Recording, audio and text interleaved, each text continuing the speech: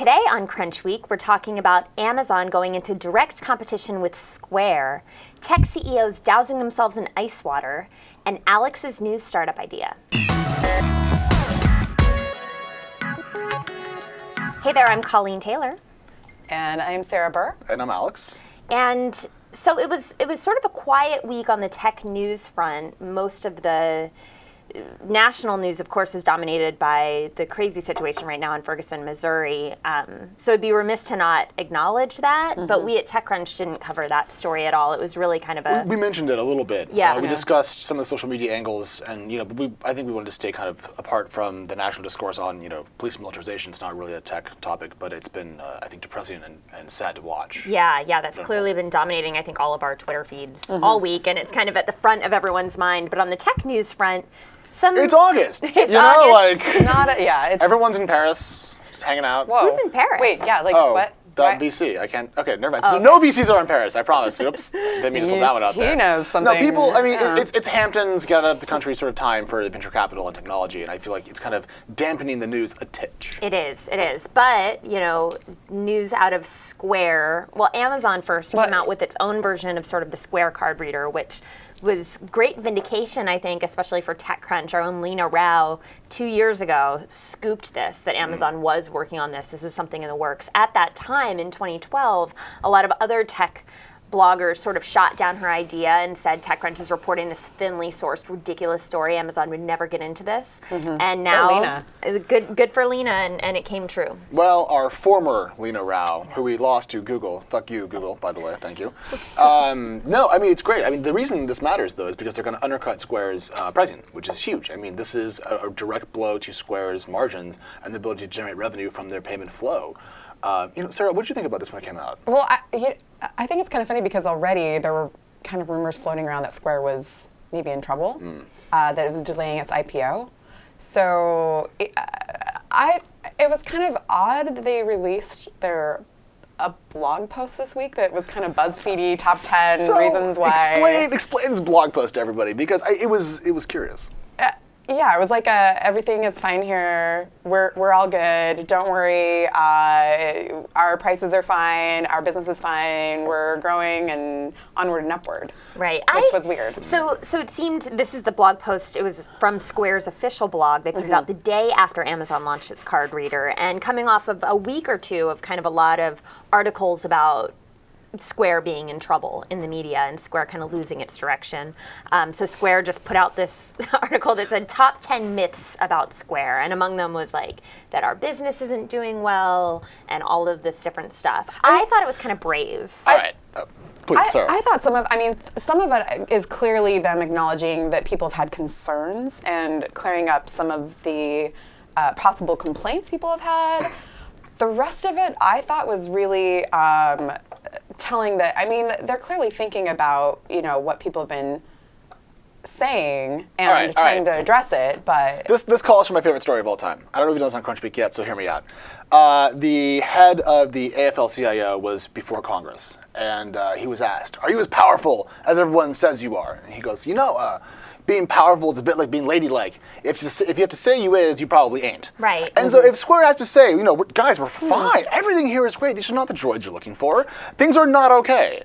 And this is, Facebook doesn't have to say we're okay. Their numbers prove it. Square's numbers aren't good. They have to say in words that they're doing fine. I mean, this is, it's the smoke fire thing. I mean, it's not good for them. It's very, very bad. Yeah, sometimes in these media things, though, if you come out and shoot down all of these articles, then you're seen as being defensive and giving credence to the gossip. And if you don't acknowledge it, then you're in denial, and they're still going to say it about you. It's kind of a tough situation for Jack Dorsey. But it only happens to companies like Foursquare, Path, Square, that are not doing well. The narrative around Snapchat is never them being defensive about growth because they're growing like mad. Right.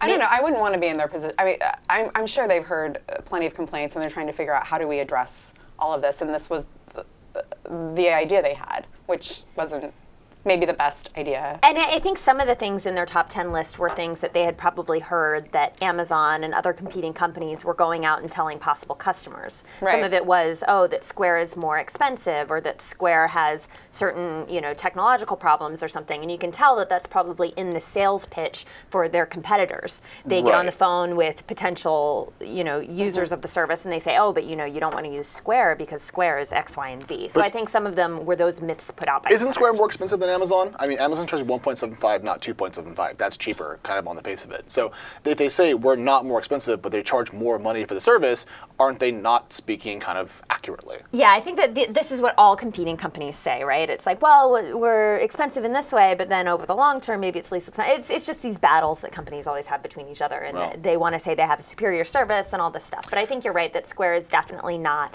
the special snowflake that it was when it came out. When it first came out, it was this great idea and this brilliant little device, and it changed a lot of things, but then there wasn't enough, about it to differentiate it, maybe for the long term now. Well, they're only worth $5 billion. Other than that, no pressure at all to live up to. Right, and they only raised $340 million. They only lost $100 million. $342. How much money did they lose last year? It wasn't More than $100 million. Yeah, $100 Whoops, million. that's a lot of money. Yeah, it's a tough business to be in. Anyway, so that was big news. Also this week, CEOs and prominent people kept pouring buckets of ice water on their head for charity.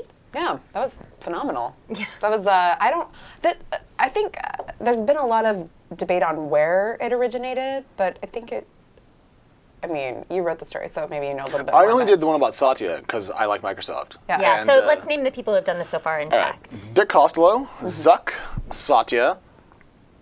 Help me out.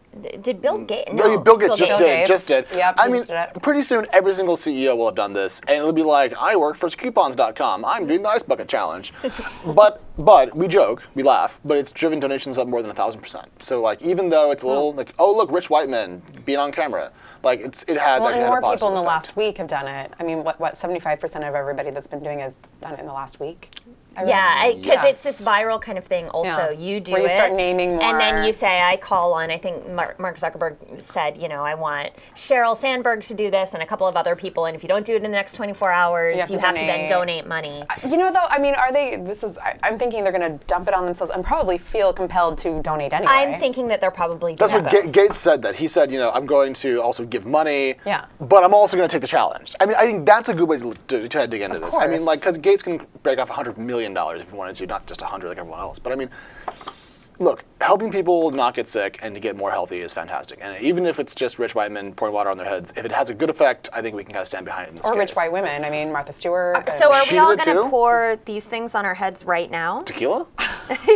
Notice how I don't have one. Yeah, what's up with that? No, this is iced tea. Maybe next week we'll pour ice water on our heads. I mean, Hey, Bastian. what's... You're staring at me. BurritoCannon. Well, Postmates. good little plug there. Not bad. All right. So let's talk about what just happened. Let's It's all discuss squashed. what's going on here. That was so enthusiastic. That was amazing. That's actually how we planned it, though. What was going on? What's Okay. going on with this, Alex? So if you go back to February, there was an episode of Crunch Week in which we were discussing various food services, and Ryan Lawler, the inimitable, excellent, and lovely Ryan Lawler, was in this chair, and he mentioned the lunch beat. Spoon Rocket or Spoon Sprig. Rocket. Spoon Rocket Spoon Rocket. Yeah. What a name. It's BurritoCannon. Nacho Slingshot. What is this? He mentioned Spoon Rocket before I knew what it was. And then it was kind of a small meme around the Crunch Week team. And then I wrote a post yesterday about how someone should actually build this because I wanted a fucking burrito and no one would bring me one. And then Bastian at Postmates, who's next door, was like, we built it. And they launched it today for a couple hours as kind of a fun. No, but he said he's actually building you a pop-up stand, BurritoCannon stand. Wait, what? Yeah, he said that. I didn't hear that. Yeah, he just Oh my he's God. building you a little pop-up. So today. Postmates wins the PR award for the week because they pulled this off and it worked on Take me. note. Yeah. Ask and you shall receive. I also like, though, that because I think in your first post you sort of had this entire graph, like blueprint, basically, of how this BurritoCannon would work. So that was from Yes. at That's Burrito amazing. Justice on Twitter. Okay, who's so someone already excellent. had this sort of graph of how That this was already would work. created. And then I think for- you had a GIF also of like showing a burrito. Also from at Burrito Justice. He sent me 2 gifs when I was bitching about the idea not being actually Who a real was this thing. Burrito justice. He is person. the most SF thing other than Carl the Fog. He is the Okay, I know Carl the Taco and Fog. Paz, burrito and war is his slogan. Okay. This is, wow. Yeah, But so it- you had this idea for I how I had, the burrito I had cannon this would work. silly Justice. idea. But now we have it even one better. We have the CEO of Postmates being the burrito He cannon. is like delivered, hand delivered. Well, actually, it was Evan, the Postmate delivery guy, who brought the burritos, and then it was Bastian who got the glory of coming in and thwacking them on the table. It was a lot of fun. I mean, this was a week of international trauma and domestic unrest and a lot of just really sad shit.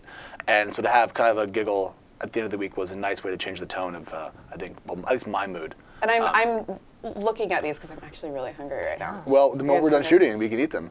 can.